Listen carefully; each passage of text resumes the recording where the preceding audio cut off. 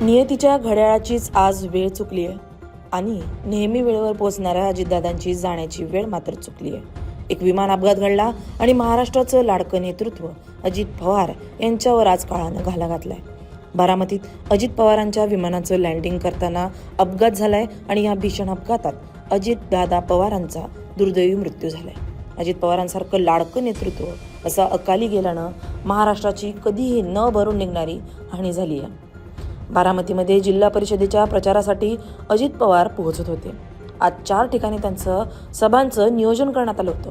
त्यामुळे मुंबईतून सकाळी 8:10 त्यांच्या विमानानं टेक ऑफ केलं आणि हे विमान 8:50 बारामतीत लँड होणार होतं.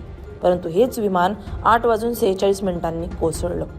पायलटनं मेडे कॉल दिल्याचीही माहिती समोर आली आहे. लँडिंगच्या वेळेला विजिबिलिटी कमी होती अशीही माहिती समोर आली आहे. आता DGCIची टीम बारामतीत दाखल होऊन या अपघाताची चौकशी करणार आहे. या अपघाताचं नेमकं कारण समोर आलेलं नाही. मात्र चौकशीनंतर आणखी काही धक्कादायक माहिती समोर येण्याची शक्यता आहे. पश्चिम बंगालच्या मुख्यमंत्री ममता बॅनर्जी यांनी या अपघातावरून शंका उपस्थित केल्या. हा अपघात ज्यांनी पाहिला त्यांनी या अपघाताची दाहकता सांगितली आहे. त्या शिवारातील लोकांनी नेमकं काय म्हटलंय तेही पाहूया. आणि ती बॉडी पण अशी फुगलेली, असे त्यांचे पाय आणि असे ते पोट असं खूप मोठं फुगलेलं होतं आणि ते आम्हाला काही माहीत नव्हतं म्हणजे हे दादांचीच बॉडी असेल. आणि मग नंतरनं ते आम्ही त्यांना म्हणजे कापड ही गुंडाळायचं नेण्यासाठी नेलं आणि मग त्यांनी ते गुंडळलं नेलं आणि ते आज त्यांची सभा होती, ते येणार होते, ते माहिती होतं दादाचे येणार होते आणि त्यांचं ते वॉच आणि चष्मा त्याच्यानंतरनं पाहिलं की म्हणजे हे दादाच आहेत ते कन्फर्म झालं. आणि त्यांची बॉडी म्हणजे असे दिसण्याच्या लायकच नव्हती राहिली आणि त्यात म्हणजे एकूण 5 जण होती लोक. त्यातली दोन अशा आम्ही म्हणजे पाहिलेली साईडला पडलेली आणि 3 म्हणजे आतमध्येच होते आणि मग त्यांना नंतरनं काढून त्यांनी नेलं वरून. पण ते मग नंतरनं 15-20 मिनिटात खूप मोठा चाललेला त्यांचा. तर राज्याच्या मुख्यमंत्र्यांसह सर्वच नेत्यांनी दुःख व्यक्त करत अजितदादांना श्रद्धांजली वाहिली आहे. आज सकाळी अतिशय दुःखद घटना घडलेली आहे. अतिशय अनाकलनीय अशा परिस्थितीमध्ये विमान अपघातामध्ये राज्याचे उपमुख्यमंत्री अजितदादा पवार यांचं दुःखद निधन झाल्याची वार्ता सर्वांना मिळाली आणि संपूर्ण महाराष्ट्रामध्ये शोककळा पसरली. खरं म्हणजे श्री अजितदादा पवार महाराष्ट्रातले एक लोकनेते होते आणि महाराष्ट्राच्या कानाकोपऱ्याची माहिती असलेला, महाराष्ट्राच्या प्रश्नांची जाण असलेला अशा प्रकारचा हा नेता होता की ज्यांच्याबद्दल जनसामान्यांमध्ये प्रचंड मोठी आस्था होती. अजितदादा एक अतिशय संघर्षशील अशा प्रकारचं नेतृत्व होतं आणि सर्व परिस्थितीमध्ये न डगमगता पुढे जाणारं अशा प्रकारचं व्यक्तिमत्व होतं. महाराष्ट्राकरता आजचा दिवस हा अतिशय कठीण दिवस आहे, कारण अशा प्रकारचं नेतृत्व तयार व्हायला अनेक वर्ष लागतात आणि ज्यावेळी महाराष्ट्राच्या विकासामध्ये अतिशय महत्त्वपूर्ण योगदान ते देत होते, अशा काळामध्ये त्यांचं निघून जाणं हे अविश्वसनीय आहे, मनाला चटका लावणारा आहे. माझ्याकरता तर वैयक्तिक एक दमदार आणि दिलदार अशा प्रकारचा मित्र या ठिकाणी सोडून गेलेला आहे. त्यांच्या कुटुंबावर देखील हा प्रचंड मोठा आघात आहे. मी आणि एकनाथराव शिंदेसाहेब आम्ही लवकरच बारामतीकडे निघणार आहोत. सकाळपासून मी सगळ्यांच्या संपर्कात आहे. माननीय प्रधानमंत्री महोदय, माननीय गृहमंत्री महोदय सर्वांशी चर्चा करून त्यांनाही घडलेल्या परिस्थितीची सगळी कल्पना मी दिली आहे. त्यांनीही याबद्दल प्रचंड दुःख हे व्यक्त केलेलं आहे. एकूणच देशातच या संपूर्ण प्रकरणामुळे हळहळ पसरलेली आहे.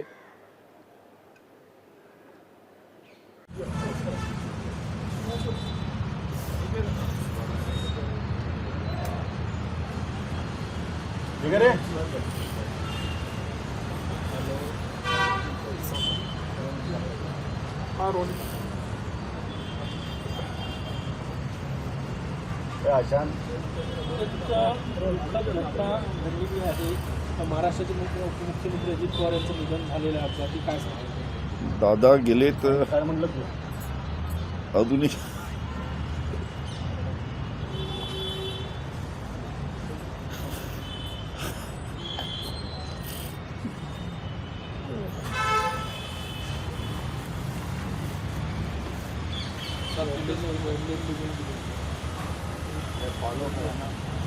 मुख्यमंत्री अजित पवार यांचं अपघाती निधन झालेलं आहे. काय आहेत आपल्या आठवणी? विश्वास बसत नाहीये की अजितदादा, महाराष्ट्राचे दादा हे आपल्यातून निघून गेले. जेव्हा सकाळी न्यूज आली की प्लेन क्रॅश झाला तेव्हा मनात सगळ्यांनी प्रार्थना केली की त्या प्लेनमध्ये अजितदादा नसावे किंवा उपचारासाठी हॉस्पिटलमध्ये. पण मग काही क्षणानंतर न्यूज आली की दादा त्या क्रॅशमध्ये गेले आणि अंगावर असा शहारा येतो. कारण का एवढे जवळचे संबंध. मला एक लहान बहीण म्हणून नेहमी ते बघायचे. कौटुंबिक नातं होतं.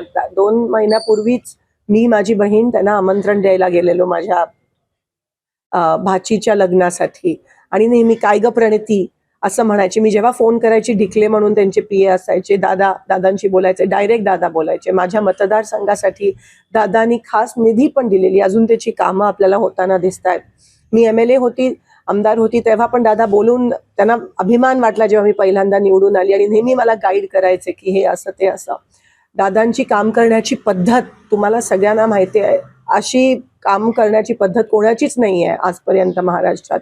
डायरेक्ट अधिकाऱ्यांना फोन करणं, डायरेक्ट कार्यकर्त्यांची कामं करणं, कुठेही किती लांब उभा असला तरी बोलवायला हाक मारून बोलवायचे आणि प्रत्येक कार्यकर्त्याच्या मनात, हृदयात दादांनी एक जागा बनवली होती.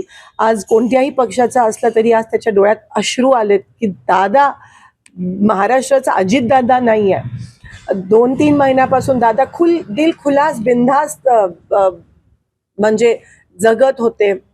जिल्हा परिषद इलेक्शन्स आहेत.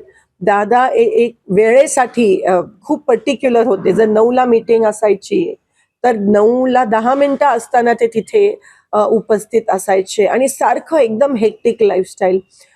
ते ज्या विमानातून गेले, आज त्यांचा तो क्रॅश झाला, ते पण बारामतीमध्ये स्वतःच्या गावात क्रॅश होणं, ह्याच्यापेक्षा धक्कादायक काय न्यूज असू शकते. ते विमान, त्याच विमानातून ते सोलापूरला अनेकदा आले. ते त्यांचं नेहमीचं सॉलिड विमान होतं VS8. विमान क्रॅश होणं हे खूप शॉकिंग आहे. चॉपर तरी मी समजू शकते, पण विमान लँडिंगच्या वेळेस क्रॅश होणं नेमकं काय झालं हे कोणालाच माहित नाहीये आणि दादा आज आपल्यात नाही आहेत.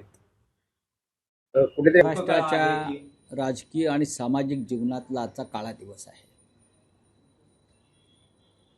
आज सकाळी जेव्हा महाराष्ट्राचे उपमुख्यमंत्री अजित पवार यांना मुंबईतून बारामतीला घेऊन जाणाऱ्या विमानाचा अपघात झाल्याची बातमी कळली तेव्हा आम्ही सगळे प्रार्थना करत होतो की अशी कोणत्याही प्रकारची बातमी कानावर येऊ नये आणि अजितदादा पवार हे सही सलामत त्या अपघातातून बाहेर यावेत. पण दुर्दैवानं ती धक्कादायक आणि दुःखद बातमी आमच्या कानावर आदळली. अजितदादा पवार यांच्याशिवाय महाराष्ट्राचं राजकारण, समाजकारण हे बेचव आणि आळणी होईल. त्यांचं व्यक्तिमत्व गेल्या अनेक वर्षापासून आपण पाहतोय. दिलखुलास, रोखठोक, कार्यकर्त्यांना हवासा वाटणारा नेता. अजित पवारांचे आणि आमचे जवळजवळ 30 वर्षाचे संबंध होते आता. आणि या 25-30 वर्षामध्ये ते एक बहुजन समाजाचं एक महत्त्वाचं नेतृत्व म्हणून पुढे आलेले आहेत.